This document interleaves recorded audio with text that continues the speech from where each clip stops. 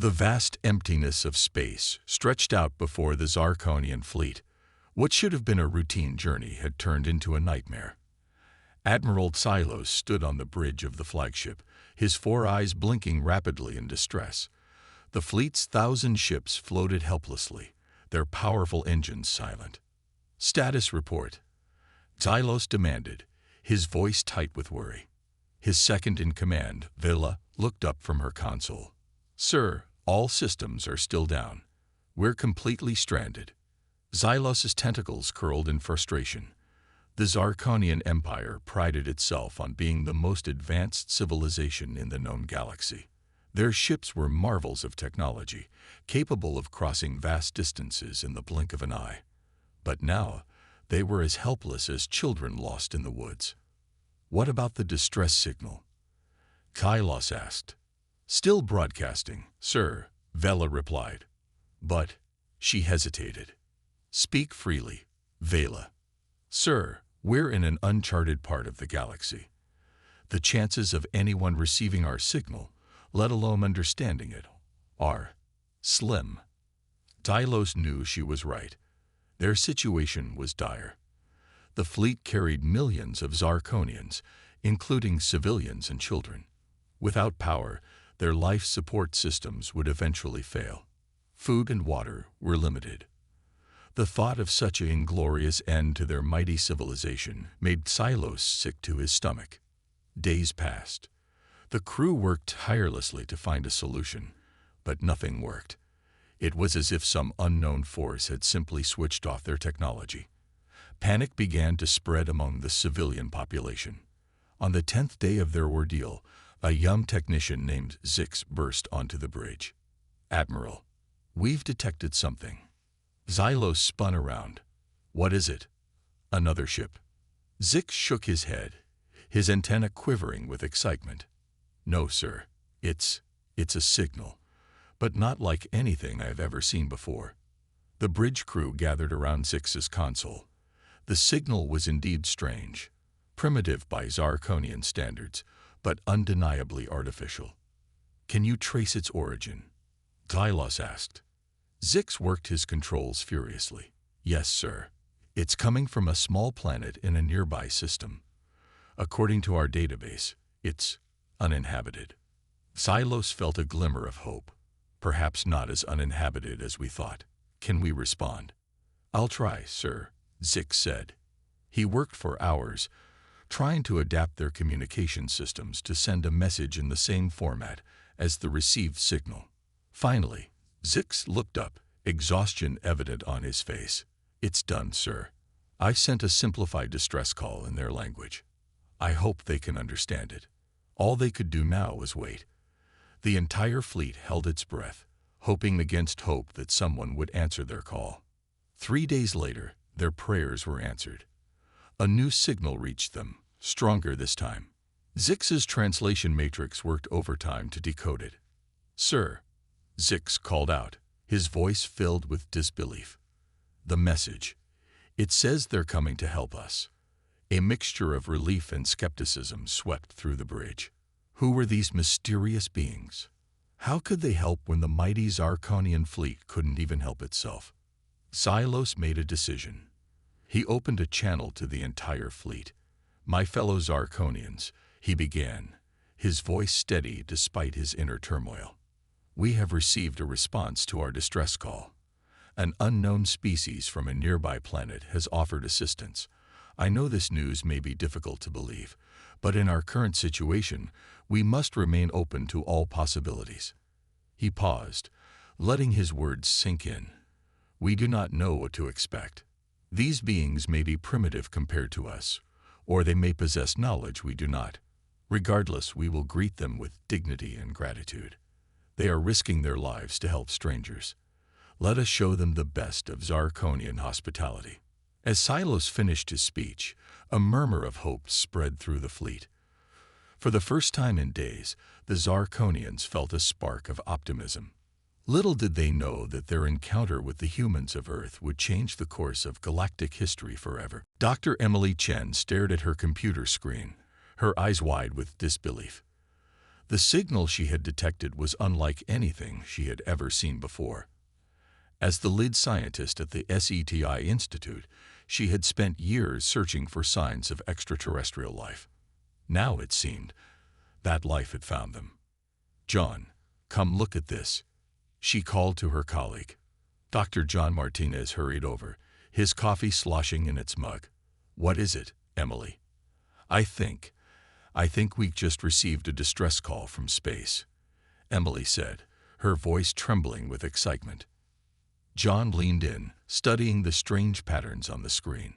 "Are you sure it's not just some new form of cosmic radiation?" Emily shook her head. "No, look at the pattern. It's too regular, too intentional. This is a message, John. I'm sure of it." As the reality of the situation sank in, Emily and John looked at each other, their faces a mixture of excitement and fear. This was the moment they had dreamed of, but now that it was here, they felt overwhelmed by the responsibility. "We need to tell someone," John said. "The government, the UN, someone who can make decisions." Emily nodded, already reaching for her phone. "I'll call Dr. Yamamoto. He has connections in Washington." Within hours, the quiet SETI facility had turned into a hive of activity. Government officials, military personnel, and scientists from around the world converged on the small building in California. In a hastily assembled war room, world leaders gathered via video conference to discuss the unprecedented situation. "Ladies and gentlemen," the U.S. President began, "we face a decision that will shape the future of our species. An alien civilization has reached out to us for help. The question is, do we answer?" Debates raged for hours. Some argued for caution, fearing that this could be a trap. Others saw it as humanity's chance to prove itself on the galactic stage. Finally, a consensus was reached. Humanity would answer the call. But how? The alien technology was clearly far beyond Earth's capabilities. How could they hope to help a civilization that was probably centuries ahead of them? That's when Dr. Chen had an idea. "We may not have their level of technology," she said, addressing the room, "but we have something they might not: creativity and adaptability. We've spent our entire history overcoming challenges with limited resources. Maybe that's exactly what they need." Her words struck a chord. A plan began to form. Over the next few weeks, the best minds on Earth worked tirelessly to prepare for the rescue mission. They built a ship unlike any before it, a craft that combined the most advanced technology Earth had to offer with innovative, out-of-the-box solutions. The ship, named Hope, was a marvel of human ingenuity. Its hull was reinforced with a newly developed metamaterial that could withstand extreme conditions. The propulsion system used an experimental fusion drive, pushing the boundaries of physics. But what really set it apart were the simple, robust backup systems designed to work even if the main technology failed. As the day of launch approached, the world held its breath. The crew, a diverse team of astronauts, scientists, and problem solvers from around the globe, prepared for a journey into the unknown.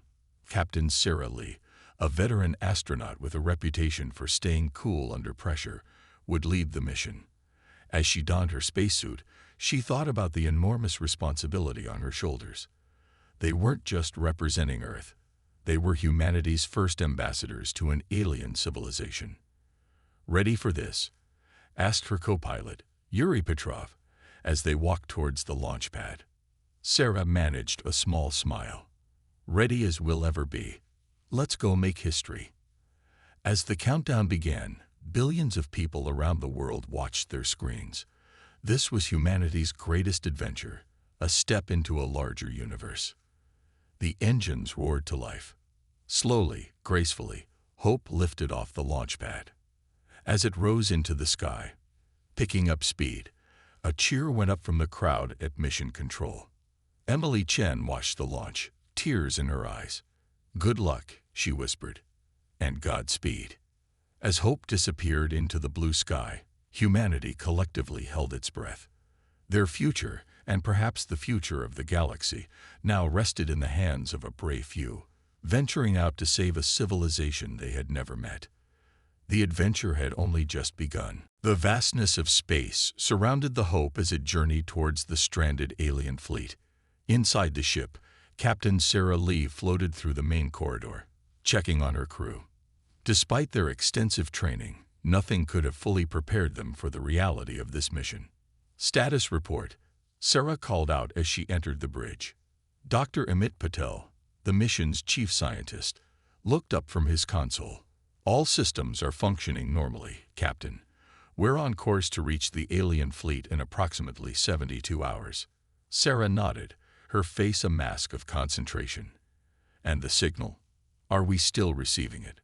Yes, but it's getting weaker, Amit replied, his brow furrowed with concern. Whatever's affecting their ships seems to be draining their power. We need to hurry. As if on cue, the ship suddenly lurched, throwing the crew against their harnesses. Red warning lights flashed across the control panels. What was that? Sarah demanded, steadying herself. Yuri Petrov, the co-pilot, frantically worked his controls. We've entered some kind of energy field. It's interfering with our systems.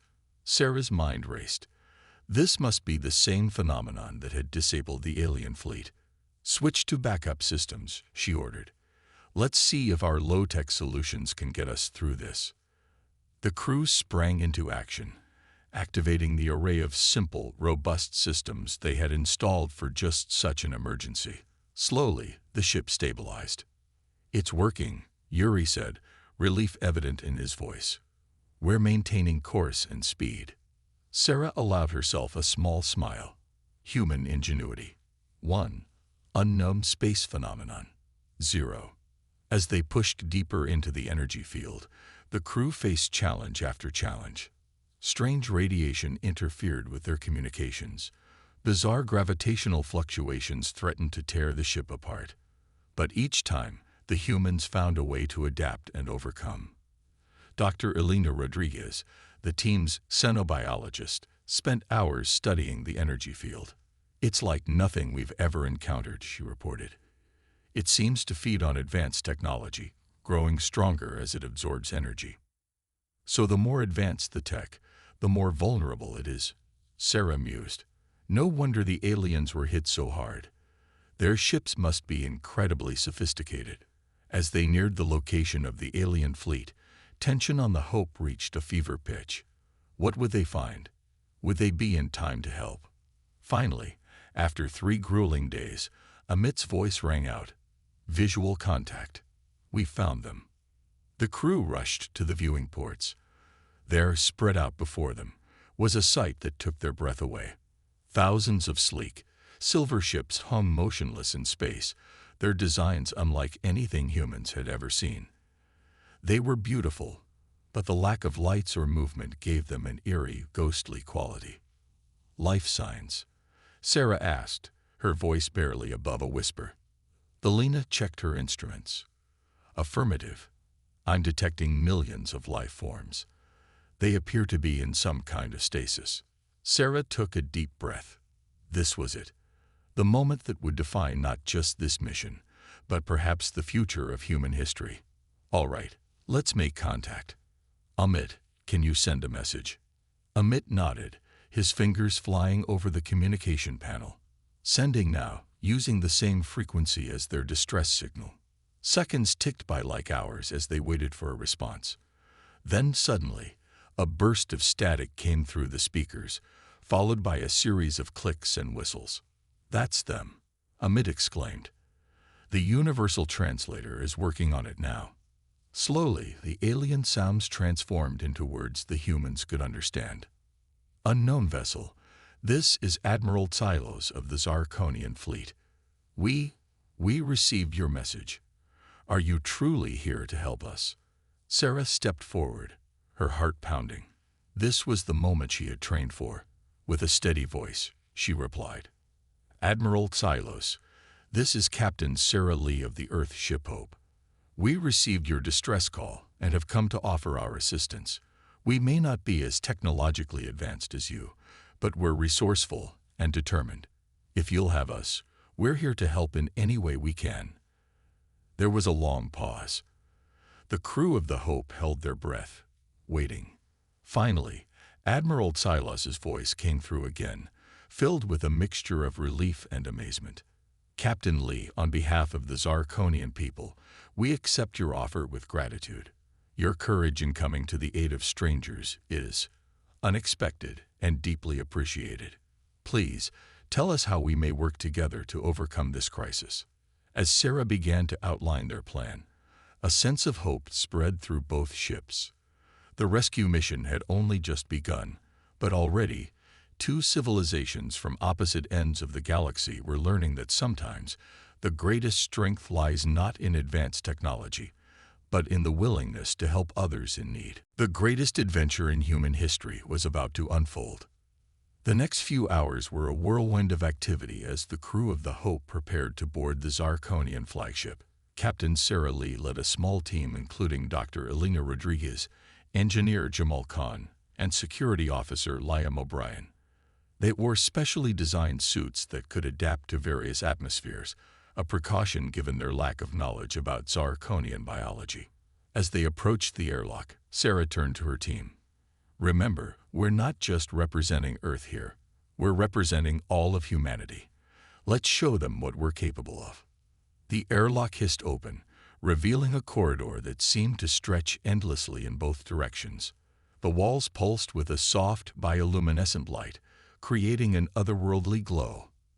At the end of the corridor stood three tall, slender figures. Admiral Tylos stepped forward, his four eyes blinking rapidly as he took in the human visitors. Welcome aboard the Celestial Voyager, Captain Lee.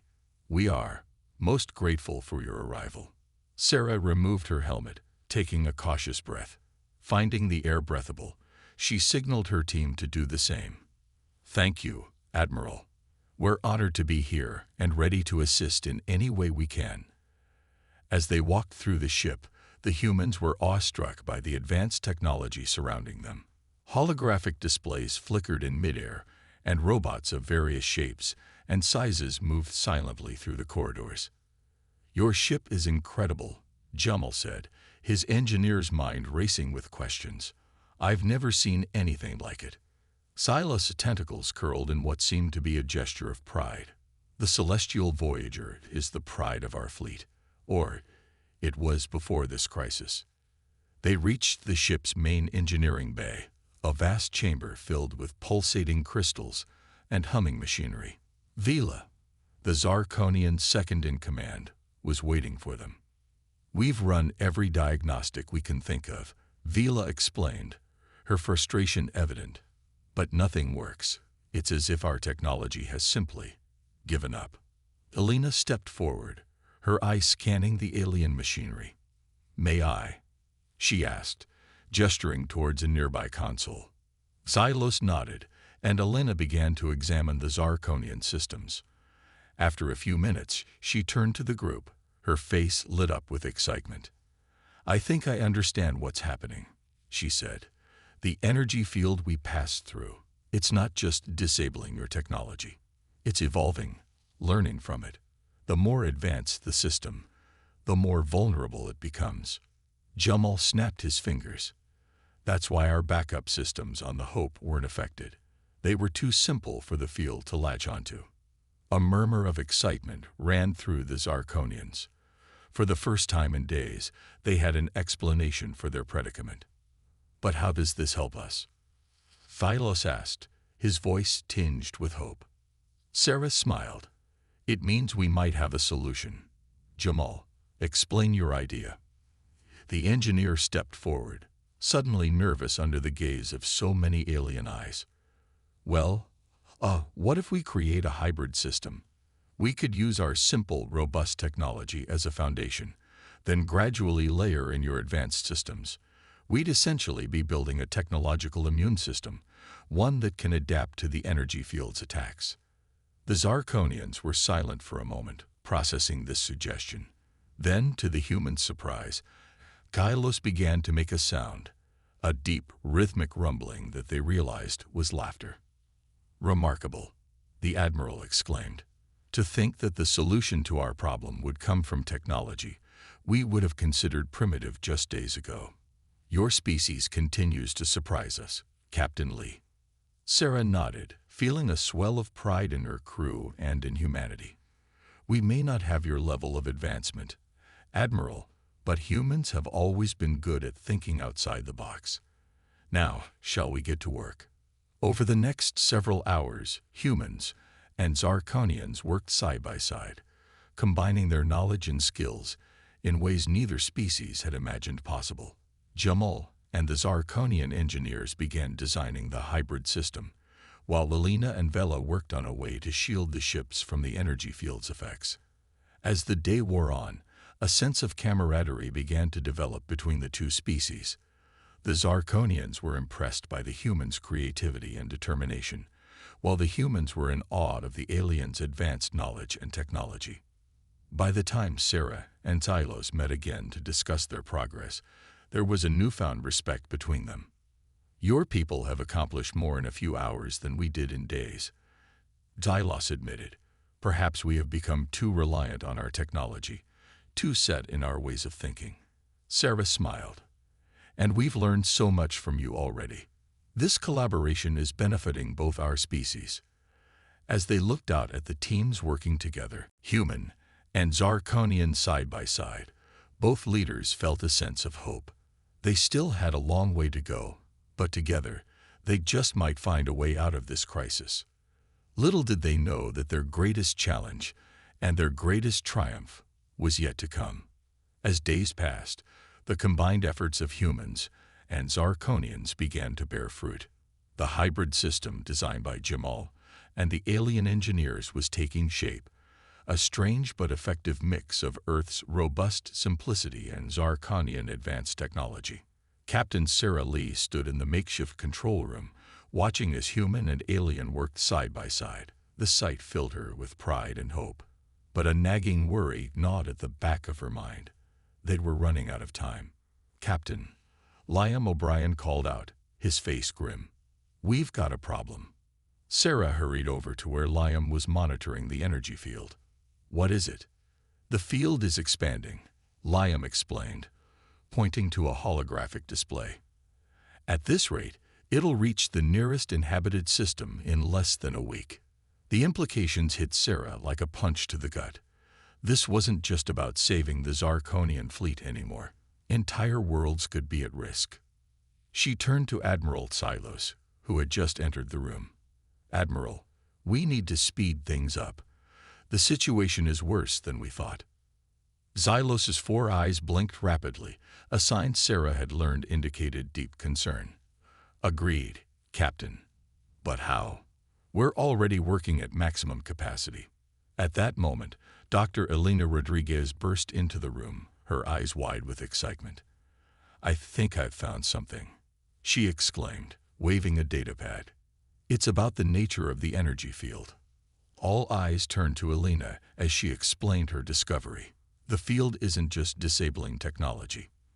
It's feeding on it. It's using the energy from our devices to grow and expand. A hush fell over the room as the implications sank in. Their efforts to restart the fleet's systems might actually be making things worse. Jamal, who had been listening intently, suddenly snapped his fingers. Wait a minute, he said, his voice rising with excitement. If the field feeds on energy, what if we could overfeed it? What do you mean? Sarah asked, intrigued. It's like when you blow up a balloon, Jamal explained. If you keep pumping air into it, eventually, it pops, Vela finished, her tentacles curling with understanding. Excitement rippled through the room. It was a risky plan, but it might be their only chance. Over the next few hours, humans and Zarkonians worked feverishly to modify their hybrid system. Instead of trying to protect against the energy field, they would use it to channel massive amounts of power directly into the field itself. As they worked, Sarah couldn't help but marvel at how quickly the two species had learned to communicate and collaborate. Humans were teaching Zarkonians about improvisation and thinking outside the box, while the aliens shared insights from their advanced scientific knowledge. Finally, after what seemed like endless preparations, they were ready to test their plan. Sarah stood next to Tylos, as they prepared to activate the system. The atmosphere was tense, filled with a mixture of hope and fear. "Are you sure about this, Captain?" Silos asked, his voice low. Sarah met his gaze steadily. "No," she admitted, "but sometimes you have to take a leap of faith." She turned to the rest of the team. "Everyone ready?" Nods and affirmative clicks answered her. Sarah took a deep breath and gave the order. "Activate the system." For a moment, nothing seemed to happen. Then, slowly, the lights on the Zarkonian ship began to flicker and grow brighter. The hum of machinery grew louder, rising to a fever pitch. Outside, the energy field began to pulse and throb, growing more intense by the second. Alarms blared as the power output reached critical levels. "It's working," Jamal shouted over the noise. "The field is destabilizing." But their triumph was short-lived. Suddenly, a violent tremor shook the ship, nearly knocking them off their feet. "What's happening?" Sarah shouted. Vila, monitoring the field, looked up with alarm. "The field, it's collapsing in on itself. It's creating a singularity." Horror dawned on Sarah's face. In trying to destroy the energy field, they had inadvertently created something potentially far worse: a black hole. As the ship shuddered around them and emergency sirens wailed, Sarah realized that their greatest challenge was just beginning. They had saved the Zarkonian fleet from one disaster, only to face an even greater threat. The fate of not just two species, but potentially the entire sector of the galaxy, now hung in the balance. And time was running out. Chaos erupted on the bridge of the Zarkonian flagship as alarms blared and emergency lights flashed. The newly formed singularity, a miniature black hole, loomed outside, its gravitational pull already beginning to affect the ships. Captain Sarah Lee's mind raced. They had mere minutes to act before the situation became irreversible. "Status report," she shouted over the din.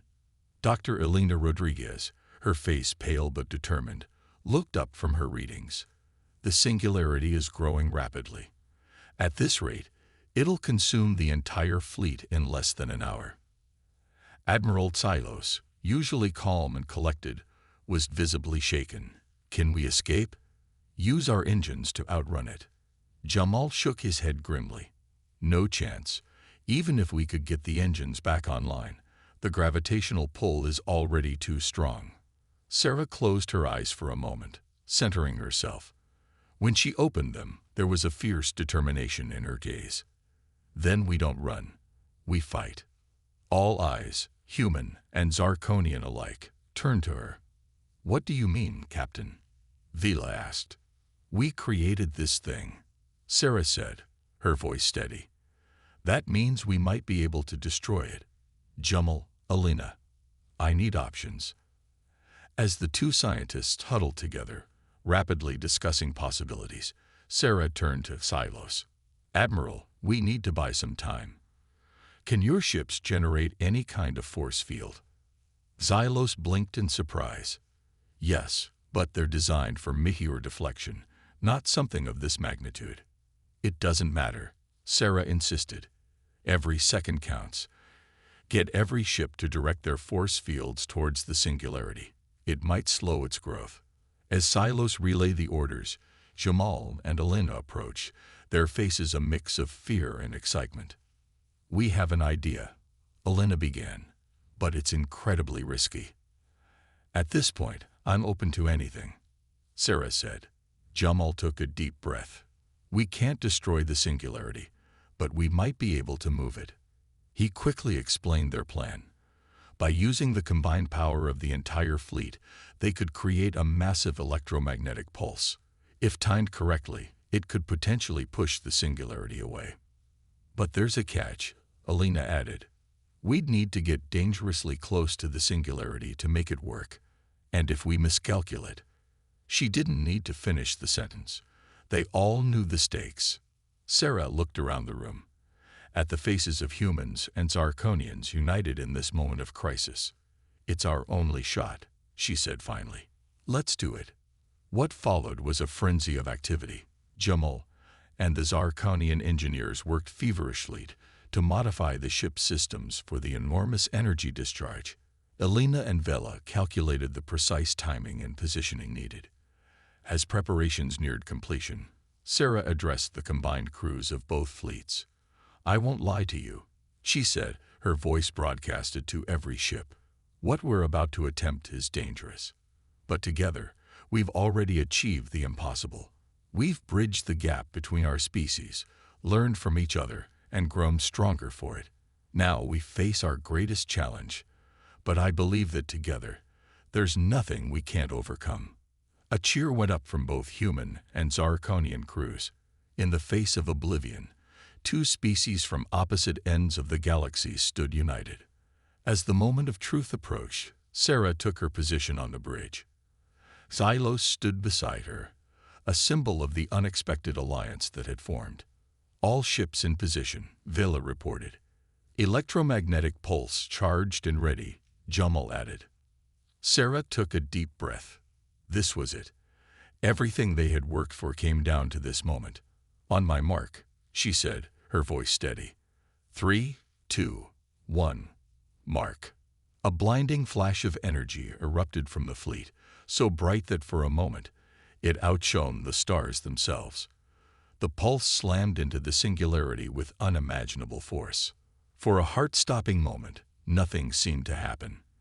Then, slowly, imperceptibly at first, the singularity began to move. "It's working," Elena shouted, her eyes fixed on her instruments.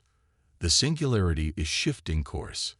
A collective cheer went up across the fleet, but their celebration was premature.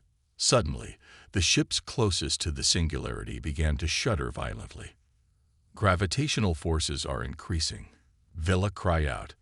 "The outer ships are being pulled in." Sarah's moment of triumph turned to horror as she realized the terrible choice before them. They could save most of the fleet, but at the cost of sacrificing the ships on the front line. As alarms blared and the fate of thousands hung in the balance, Sarah knew that the hardest part of their journey was still to come. The true test of their newfound alliance was about to begin. Time seemed to stand still on the bridge of the Zarkonian flagship. Captain Sarah Lee watched in horror as the outermost ships of the fleet began to buckle under the immense gravitational forces. Alarms blared, adding to the chaos. "We need to increase power to the electromagnetic pulse," Jamal shouted over the noise. "It's our only chance to push the singularity away faster." "But that would overload the systems on the frontline ships," Vela countered, her tentacles writhing in distress. "They'd be torn apart." Sarah's mind raced. There had to be a way to save everyone. She turned to Admiral Xylos, seeing her own anguish mirrored in his 4 eyes. Suddenly, Elena's voice cut through the chaos. "Wait, I have an idea." All eyes turned to the human scientist. "What if we use the gravitational pull to our advantage?" "Explain," Sarah demanded, a glimmer of hope in her voice. Elena spoke rapidly, her words tumbling out in her excitement. "If we can get the frontline ships to synchronize their force fields, we might be able to create a gravitational lens effect. It could redirect the pull of the singularity, giving us the extra push we need without sacrificing any ships." A moment of stunned silence followed. Then Xylos spoke, his voice filled with awe. "It's brilliant, and crazy enough that it just might work." Sarah didn't hesitate. "Do it. Relay the instructions to all ships. We don't have a moment to lose." What followed was a frenzy of activity. Jamal and Vela worked together, rapidly recalibrating the fleet's systems. Elena coordinated with the frontline ships, guiding them through the precise calculations needed for the gravitational lens effect. As they worked, Sarah couldn't help but marvel at how seamlessly the humans and Zarkonians now operated together. What had begun as an unlikely alliance had become a perfect synergy of two species. "All ships report ready," Liam announced, his voice tense with anticipation. Sarah took a deep breath. This was their last chance. "On my mark," she said, her voice steady despite the stakes. 3, 2, 1, execute. The combined force of thousands of ships erupted in a dazzling display of energy. The frontline vessels shimmered as their synchronized force fields bent space itself around them. For a heart-stopping moment, nothing seemed to happen. Then, slowly at first, but with increasing speed, the singularity began to move away from the fleet. "It's working," Elena shouted, her eyes fixed on her instruments. "The gravitational lens is amplifying our pulse." A cheer went up across the fleet as ship after ship reported clearing the danger zone. The singularity, now caught in the redirected gravitational forces, was being flung far away into empty space. As the immediate danger passed, an almost stunned silence fell over the bridge. They had done it. Against all odds, they had saved not just the Zarkonian fleet, but potentially countless worlds that would have been in the singularity's path. Admiral Tylos was the first to break the silence. He turned to Sarah, his normally composed features filled with emotion. "Captain Lee," he said, his voice solemn, "on behalf of the Zarkonian people, I thank you and your crew. You've not only saved our lives, but shown us the true meaning of courage and innovation." Sarah smiled, feeling a wave of relief and pride wash over her. "Admiral, this was a joint effort. We've both learned so much from each other. This is just the beginning of what our species can accomplish together." As if to underscore her words, cheers and celebrations erupted across both fleets. Humans and Zarkonians alike were laughing, crying, and embracing, all barriers of species and culture forgotten in the joy of their shared triumph. In the days that followed, as the Zarkonian fleet regained power and prepared for their journey home, talks began of a formal alliance between Earth and the Zarkonian Empire. The adventure that had begun with a desperate distress call had laid the foundation for a new era of galactic cooperation. As Sarah stood on the observation deck of the Hope, watching the magnificent Zarkonian ships prepare for departure, she felt a sense of wonder. They had set out to save a stranded alien fleet, but in the process, they had discovered something far greater: the boundless potential of unity in the face of adversity. The stars seemed to shine brighter as the joint fleet prepared to part ways, each carrying with them the promise of a new future, one where the combined strengths of humanity and Zarkonians would shape the destiny of the galaxy. As Captain Sarah Lee gave the order to set course for Earth, she knew that their greatest adventures were still to come. The universe, vast and full of wonders, was waiting for them.